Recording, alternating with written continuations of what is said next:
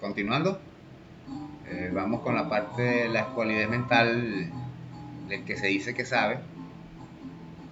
Caso muy emblemático, la oposición venezolana, que hablan de cuando eran felices y no lo sabían. Ahora sí saben que eran felices antes, pero resulta ser que 85% de pobreza y el Caracazo vino por obra y gracia de Dios y de la Virgen. Entonces todos asocian el Caracazo a la subida de la gasolina y no ven que fue el punto que hizo que explotara todo, igual que pasó en Chile hace poco. O sea, eran 30 años ya de opresión, de hambruna, de ignorancia, mientras a otros se enriquecían. Y llegó un momento que simplemente el aumento de la gasolina, que conllevaría lógicamente, como siempre lo aplican los empresarios, especuladores, parasitarios, comenzarían a subir los precios de las cosas, y entonces la gente dijo automáticamente: si me sube un bolívar la gasolina, me van a subir 10 bolívares el arroz, 20 bolívares en la harina pan, y así. Es lo que suelen hacer los empresarios para parasitar no solo al Estado quitándole el dinero, sino que ahora en particular parasitan al pueblo, quitándole el dinero al pueblo porque el Estado les está subsidiando los dólares que antes les daba, que ahora no se los da. Entonces, la gran diferencia que hay, como veníamos diciendo, que nosotros tenemos un proyecto país y ellos no lo tienen. Su proyecto es simplemente de sumisión, de continuar lo que ya viene pasando desde hace 500 años, y desde hace 200 años, y desde hace 100 años, que se acentuó desde la implementación de las redes sociales. Entonces, esta es cualidad orgánica mental e ignorancia suprema de los opositores alienados por los medios que les dijeron que ayer que Maduro estaba en Cuba, y resulta que aparecen en televisión, que dicen que Maduro es narcotraficante, pero entonces resulta que agarramos a todos los narcotraficantes y resulta que el país que es narcotraficante lo premian en Estados Unidos, y todo el mundo al revés, como decía Galeano. No puede ser tanta la ignorancia, dice uno, o imbecilidad, carajo, pero lo es. Pero es. Ese discursito de que se robaron todos los reales, como explicaba, Chávez se encargó de darle plata a todo el mundo, asociaciones civiles, fundaciones, ONGs, cooperativas, bueno, a cualquier cantidad de personas, empresas privadas, productores privados. Muchos no recibimos, por lo menos en mi caso, estaba esperando desde 2011 aproximadamente, que compré las últimas tierritas. En 2007 tuve que vender unas porque me desvalijaron. En 2011 compré otras y entonces ya me desvalijaron 2 veces. Y estaba esperando financiamiento, entonces te dicen que no, que tienes que estar fundado, pero no te dejan fundar porque cada vez que tú estás construyendo algo te lo roban. Es complicado. Entonces, no hay manera que al pequeño productor lo financien, sino que siempre siguen financiando al mismo, al gran productor, al latifundista, al terrateniente y al opresor, realmente el esclavista. Seguimos estando en ese círculo vicioso que debemos evitar. Y eso va dentro de todo el marco de lo que estamos hablando. Eh, entonces, uno ve la ruina del país hoy en día, donde dicen que dónde están el dinero de la electrificación y de todas esas inversiones que dicen que hicimos, pero nadie ve que nada más que en 2018 se sabotearon 149 subestaciones eléctricas. 149 subestaciones eléctricas que deberían estar funcionando perfectamente, no les tiraron cadenas, bombas, X, Y, Z. Ahorita le acaban de tirar uno al sistema de agua de Caracas, Hidrocapital. Y entonces después preguntan dónde está el dinero. Claro, ya, simple. La idea es dañarlos porque como tenemos bloqueo no se pueden comprar los repuestos, y cuando se compran cuestan 3 veces lo que costaban, lo que deberían costar. ¿Por qué? Porque hay que triangular, y entonces el vendedor le vende al revendedor y el revendedor al otro. Es como cuando uno va al estadio y en lugar de comprar el boleto en la taquilla se lo compra un revendedor. Te sale 7 veces más caro que lo que cuesta en la taquilla. Igualito. Eh, entonces estos jóvenes, sobre todo los jóvenes, obviando la parte de los bombillos de espía, la parte de las bicicletas atómicas, porque ahorita volvieron con la vaina de la gasolina iraní, que traía nanochips para geolocalizadores, y se inventan una vaina tan científicamente arrecha que, o sea, los millennials, tal cual. Eh, esta posición sufre de esa memoria corta, y eso lo aprovecha el imperio y la derecha por las redes, y nos aplican ahora mucho más fácil y rápido ese ciclo de los 30 años, 40 años que yo estaba explicando. Que por cierto, en estos días estuve leyendo que el mismo Eduardo Fernández lo dijo en los años 90, que había un ciclo de cada 30 años donde la historia se repetía. Y no es que se repite, es que la hacen repetir, porque es el sistema de dominación. Entonces la oligarquía vuelve a regresar. Entonces vemos imágenes como en 1500 cambiaban oro por espejito, y hoy en día cambian oro por espejito. Que si un carro, que si un teléfono, que si un no sé qué. Y nos están cambiando nuestra riqueza en lugar de nosotros producirla. Claro, entendamos que eso de la Venezuela potencia tampoco es una realidad como tal, ya que Venezuela nunca será potencia como la gente la imagina. Venezuela es una potencia en la parte petrolífera, en la parte minera, será una potencia agroalimentaria de autosustento, pero jamás seremos una potencia industrial como lo es China, India, Estados Unidos o Europa, porque no tenemos población para eso. Por eso es que yo abogo por la unificación de la Via Yala en esos 5 ejes que dan equilibrio. En el caso nuestro sería la reunificación de lo que era la Gran Colombia, mal llamada Gran Colombia, porque serían los grandes colonizados por Colón, algo así.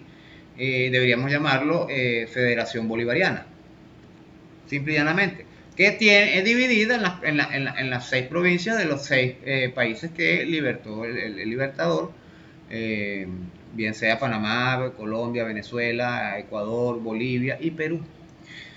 Entonces, eso es cosas que uno tiene que analizar y ver y buscarle la vuelta a cómo hacerlo. Nosotros, Chávez estuvo muy cerca de lograr ese tipo de cosas, pero la arremetida llegó a los 30 años. Fíjense, desde el 90 se implementó el neoliberalismo al 2020, completico, 30 años. Hoy están tumbando los gobiernos progresistas, Evo Morales, etcétera, etcétera, y vemos ahorita un reinicio de los procesos revolucionarios que generalmente suele tardar 30 años. Esperemos que sea tan rápido como ellos nos echaron para atrás en los nuestros, y gracias a la tecnología, y la izquierda aprenda a utilizarla, porque eso es una de nuestras debilidades. Chávez lo dijo bastante, la manera de comunicarnos y eso. Somos muy buenos en Radio Bemba, pero muy malos en las redes, muy malos en la parte tecnológica. No en sí de que no sepamos de la parte tecnológica, sino que no hemos aprendido esa manera porque no somos así. Sencillamente, nosotros no sabemos manipular a la audiencia, no sabemos manipular a la gente, porque no tenemos la mala intención. Y como lo decía este pensador, creo que fue Bertolt Brecht, que decía que era más fácil engañar a las personas que decirles la verdad. Ciertamente eso es más fácil engañar a los jóvenes hoy en día diciéndoles que son los libertadores en franela, que esto es una dictadura, que decirles la verdad, que es que ellos son utilizados como carne de cañón y como una simple herramienta de restitución de los privilegios de la oligarquía, y después los van a pisotear. Es un círculo que es en todo el continente, de hecho es en toda la parte del sur del mundo, donde cada cierto tiempo volvemos a lo mismo. Luego de esto, la derecha dice que no se concentren los muchachos en el pasado, que se centren en las dificultades que pasamos. Eso, claro, para que no vean para atrás y no entiendan las causales de lo que estamos viviendo hoy en día, que no vean que ellos mismos dañaron el sistema eléctrico y entonces después se están quejando porque la electricidad falla, que no vean que ellos quemaron los autobuses, los Yutón, y entonces claro, no hay Yutón. Que no vean, aquí tengo una imagen en la computadora que estoy viendo, que me recuerda todo esto. Fue un resumen que yo hice de todas las campañas de la oposición en la Cuarta República, eso incluyendo a líderes de otros países, de la derecha por supuesto, todo hablando de la derecha, y veo donde ellos hablan de sangre nueva, y te dicen que son el cambio, el progreso. No sé si se acuerdan de esto, del cambio de María Corina y de Leopoldo López y de Capriles, y que es la ruta del progreso, hasta el mismo Henry Falcón la utilizó. Y resulta que el cambio es una frase que utilizó Caldera en el año 78, 73. La utilizó el tigre Eduardo Fernández para la época, me imagino que dijo lo del ciclo histórico. La utilizó Capriles cuando fue candidato para Copey en el 98 para ser presidente del Congreso, y lo fue. La utilizó Capriles cuando la campaña contra Chávez y contra Maduro. La utilizó también Piñera, la utilizó Rajoy en España, la utilizó eh, el de México, el mediocre que acaba de sacar, que AMLO le ganó a Vallaza, bueno, el inservible que estaba allí, también utilizó esa frase. Esto viene con el lógico, entonces también te agarran utilizando las cosas de la izquierda como la unificación, unidad, y entonces ellos comenzaron en la derecha aquí con el súmate. Después vi la coordinadora democrática no tenía nada porque ellos se ponían, es una plutocracia. Después la mesa de la unidad, que más desunida que ellas no estuvo, no podía estar, y ahora es el G4, que ese sí es el G4, porque G de gobierno, gobernantes, y 4 de los 4 partidos que son de la oligarquía. La oligarquía empresarial, que es Acción Democrática, empresarial extranjera, ojo, y la oligarquía de las mismas familias que se dividen en sus 3 ramas, que son los Zuluaga, los Machado y esto, que tenían la parte de las partes ferromineras, y de la parte de las minerías, Sidetur, que es María Corina, que tiene 20 Venezuela.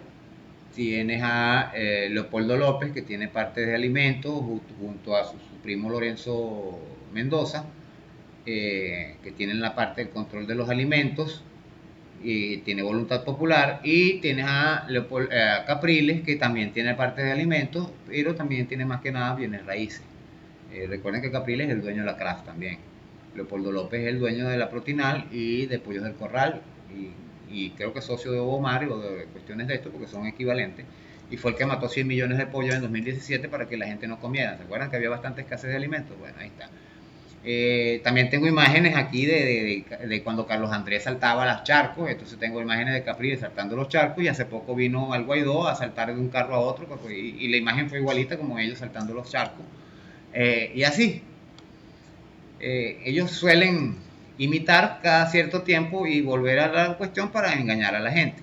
Entonces el escuálido, hay que explicarle que lo que pasa es que no ve los avances sociales, que se los han eliminado dentro de toda esta locura que tienen, viven en un mundo aparte. No ven los alimentos subsidiados que se van al drenaje, pues lógicamente te dicen que los reales se los robaron. No ven el 1,5 millones de operados de la vista, 2 millones creo que vamos ahora.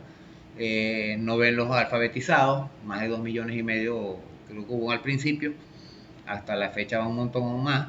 No ven la parte de lo que se gasta en cultura, no ven lo que se gasta en deporte, no ven los 3 millones, 4 millones de viviendas, sumando, incluyendo las de Barrio Adentro o Barrio Nuevo Tricolor. No ven Venezuela Bella, el rescate de todos los edificios patrimoniales, todas las áreas patrimoniales, los puentes del Orinoco, la parte que se ha logrado hacer de los trenes, de la parte ferroviaria, que no le conviene porque véase que Estados Unidos amenazó una vez a Carlos Andrés porque él iba a rescatar el proyecto de Pérez Jiménez de los trenes, que después Chávez terminó haciendo. Rescatar la parte de los trenes, porque un país desarrollado un país solo se desarrolla a través de los trenes, porque bajan mucho los costos de transporte de las mercancías. Además de eso, que te puedes unificar fíjese que el puerto sobre el Orinoco viene ya con la vía del tren para unificarnos con Brasil, Argentina y hacia abajo, pues. Y los puentes hacia la parte, los trenes hacia la parte de los Andes y hacia la otra parte, Zulia, y eso también viene para unificarnos con Colombia, con toda esa zona, en la parte ferroviaria. Y a eso le sumamos la parte que tenemos del Mar Caribe, y tendríamos las vías de comunicación perfectas para ser parte de la Ruta de la Seda, que son parte de la Ruta de la Seda, somos parte de los BRICS, duela a quien le duela. y de hecho somos parte primordial porque de paso somos la cabecera de la entrada hacia el continente suramericano, que nosotros estamos como Europa, que es Eurasia, y entonces Norteamérica se crea un continente y Suramérica es su patio trasero, pero Europa cree que Asia es su patio trasero, pero entonces tratan de invadirlo como Hitler, que trató de invadir a Rusia y no pudo, sencillamente. ¿Por qué? Porque no es tan fácil. Entonces tenemos que quitarnos todo eso de que el dinero se lo robaron. Ahí claro que ha habido mucha corrupción, eso es indiscutible, no lo negamos. El problema está en que hay que ver dónde están los corruptos y quiénes los están protegiendo. Como dije, las potencias no van a devolverlos porque tendrían que devolver el dinero y no lo van a devolver. Sencilla y llanamente, no es el corrupto en sí el que no quieren devolver, es el dinero. Así de sencillo. Si devuelven a Rafael Ramírez, tienen que devolver todos los miles de millones que se robó. Además de eso, que tocarían como es suegro de Vecchio, tocarían a Vecchio, que es el representante de Guaidó en Estados Unidos y que se robó Citgo. Entre los dos ayudaron, dieron todos los datos y la cuestión para robarse Citgo. Claro, con ellos o sin ellos, Estados Unidos se lo hubiese robado igual. Eso es con Guaidó, sin Guaidó, que todos que si metan preso a Guaidó, que nada, ¿para qué meter preso ese Perol? Eso con Guaidó, sin Guaidó, los Estados Unidos hubiera hecho lo mismo, hubiera puesto cualquier otro y ya. Entonces, tenemos todo esto que tenemos que quitarnos este bloqueo de una u otra manera. Gracias a Irán acabamos de dar el primer paso en eso. Mientras tanto, la culpa es de los opositores que apoyan esto, pues, que apoyan el bloqueo, que apoyan las sanciones y después se quejan porque no tienen gasolina. Pero entonces piden que no lleguen los barcos iraníes, pero después se quejan porque no tienen gasolina. ¿Quién nos entiende? Así está el lavado cerebral. Como dije, ¿qué se puede hacer en un mundo donde el esclavo no sabe que es esclavo y encima defiende al capataz, o sea, al que le da los latigazos? Tenemos que recomendarles dos tareas a los opositores, que es estudiar lo que son los asedios, como el caso de Troya, el famoso asedio de Troya, que han hecho desde hace miles de años. Todos los imperios lo han hecho, todos. Para apropiarse de países para luego saquearlos, masacrarlos y esclavizarlos. Véase lo que está haciendo Israel ahorita con Palestina. Los separó y los dividió en pequeños guetos, como pequeñas ciudades-estados, y los tiene asediados y ahí se los ha ido comiendo. Eso es lo que nos están haciendo nosotros los norteamericanos, y la idea es disolver a Venezuela y convertirnos en una estrella más de la bandera norteamericana. Así de sencillo, como lo es ya prácticamente Colombia, como lo es Puerto Rico. Luego de haber esclavizado todo esto, hay que irse a, como decía, 30 años atrás, en la historia del país, cuando, como nos hicieron lo mismo, vino el Caracazo.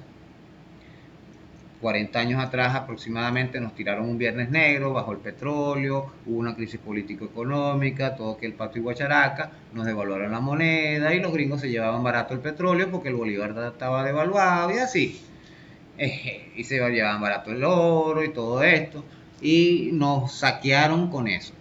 Hoy en día nos están aplicando la misma, solo que nos la están haciendo mucho más fuerte y con más cuestiones, porque como explicaba, a Estados Unidos se les está acabando el petróleo y necesitan como sea colonizar a Venezuela para saquearla.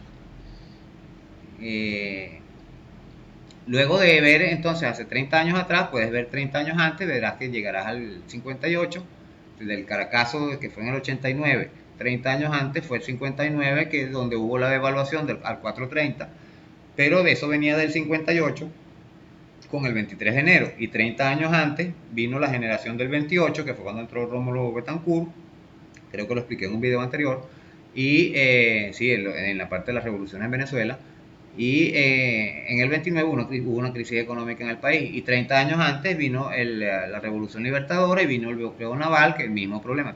Cada 30 años nos han aplicado lo mismo, promedio de 30, con las variables de las transiciones, que de repente el presidente, el que está gobernando es muy fuerte, caso de Chávez que no lo pudieron tomar, caso de Maduro que no lo han podido tumbar y están desesperados por eso, y se les alarga ese plazo. Entonces vemos que todo esto nos lleva hasta la disolución de la Gran Colombia. Verás, saquen números para atrás, hasta 1830 aproximadamente, y vean 30 años, 60, 90, 1920 y así, 1950, 1980, 2010, 2020. Ahí verán que la cuestión no es cuento. Igualito con los barcos, este bloqueo naval que tenemos y las incursiones navales en Venezuela. Hace un poco más de 30 años, en el 87, me vino la incursión del Caldas. En el 2017, 30 años justamente después, vino la incursión de los barcos estos aquí en la Guyana Esequiba, que ahora están explotando el petróleo nuestro. Y así. Y 30 años antes hubo el hundimiento de los barcos estos en la Guaira, y 30 años antes, y así. Chávez siempre dijo que el pueblo es sabio, pero definitivamente no todo el pueblo, la oposición no tiene nada de sabiduría. Por eso los intelectuales están en la izquierda. Ellos no son pueblo, ellos son sociedad civil, por eso no son sabios.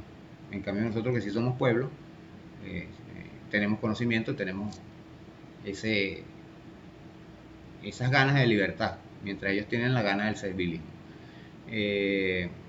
Esto lamentablemente hace de la oposición los analfabetas funcionales de los que hablaba, que además no han sufrido nada de las penurias de los barrios, pero se jactan de hablar por ellos, o que son chavistas, pero ustedes se arrechan porque no les representan, aunque es su deseo más soñado de representar a esos barrios y dominarlos, por supuesto, controlarlos políticamente, económicamente y socialmente.